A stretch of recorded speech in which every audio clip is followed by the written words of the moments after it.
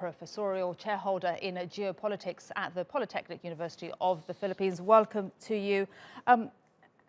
This is a very sad day for the Philippines. Do we know a bit more about the cause, and was this a surprise? Yeah, absolutely. I think everyone was really surprised by this. I mean, the last time I talked to the president, the former president, was back in 2019, and I actually struggled to arrange any meeting or conversation with him over the past year or so because he was in and out of hospital. So he has been struggling with some health issues for quite some time.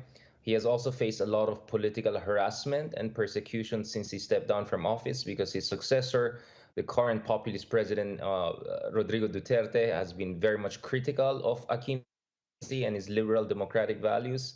So he was quite an isolated and dejected figure, from what I understand. And he was in and out of hospital. But for him to pass away at such a relatively young age of 61 years old, I think it really came as a shock to a lot of us. And at the same time, it's also an element of deja vu because, the Philippines will have an elections next year. President Duterte will also have to step down after a single year, 6 term in office per the Constitution. And back in 2009, just a year before election, Aquino's mother, former President Cory Aquino, died, and that also paved the way for her son to become the next president. So the timing of his passing, for Filipino Catholics perhaps could be also kind of a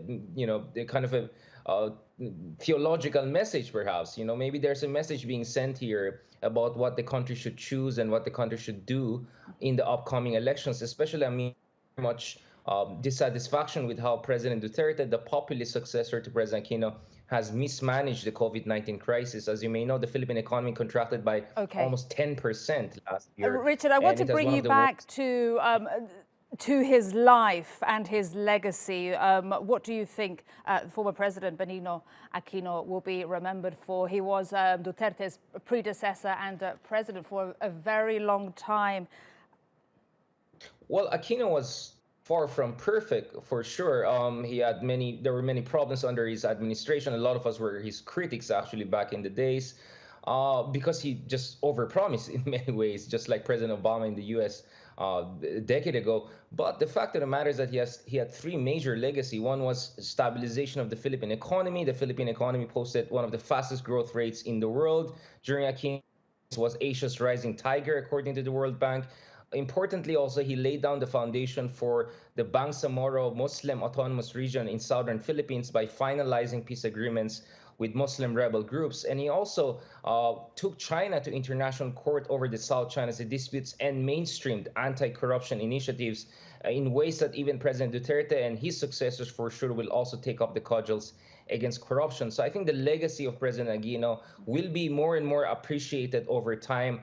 Especially now after his passing. I can see a lot of outpouring of sympathy for him on Twitter, on Facebook, on different platforms in ways I did not expect and I didn't see in the previous years. No, so I think the Filipinos will have a much more positive, recollection of the president as times goes by. So I think his legacy may age well, as perhaps the same way that some people who were popular at the beginning, like himself, did not age very well in office. But I think his legacy could be more and more appreciated by the Filipino people, and also set the tone for how people will view the next elections in 2022. And what was his relationship like with the current President Duterte? It was not a good relationship. I think if there are two countries where ex-presidents have had very tough times, it's South Korea and the Philippines. In South Korea, ex-presidents tend to end up in jail. Some of them commit suicide. One of them was impeached recently. In the case of the Philippines, it's quite a similar picture. All the three previous ex-presidents, one was convicted plunderer, ended up in jail. Another one was under house arrest for 3 to 4 years. President Aquino did not end up in jail or anything, but he faced a lot of persecution and potentially prosecution for a number of issues. He was accused of mishandling the Dengvaxia vaccine for dengue.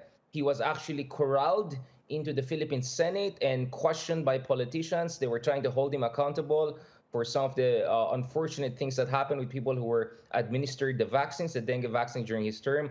He also came under fire, and there were threats of prosecution with respect to his mishandling of the so-called Mama Sapano tragedy, whereby 44 members of the Philippine National Police passed away, were killed by Islamic rebel groups during a botched operation in 2015. So it was not really a good time. And based on my understanding and conversation I had with him back in 2019, he also seemed very dejected because, he was getting a lot of hatred. He was getting a lot of criticism online. President Duterte did not confront him on a person-to-person basis, but his supporters very much were critical of Aquino, and they essentially blame Aquino for everything that has gone wrong in the country, even 5 years into President Duterte's term. So quite similar to how Donald Trump in the U.S. was criticizing Obama for everything that was going wrong under him. So I think that really comes with having a populist president. So he didn't have a good relationship with President Duterte at all. Okay. And I think he was a very isolated figure over the past 4 or 5 years. Thank you so much, Richard Heydarian from the Polytechnic University of the Philippines, commenting there on the passing of the former president of the Philippines, Benigno Aquino, who has died at the age of 61 in a hospital in the capital, Manila. Thank you so much.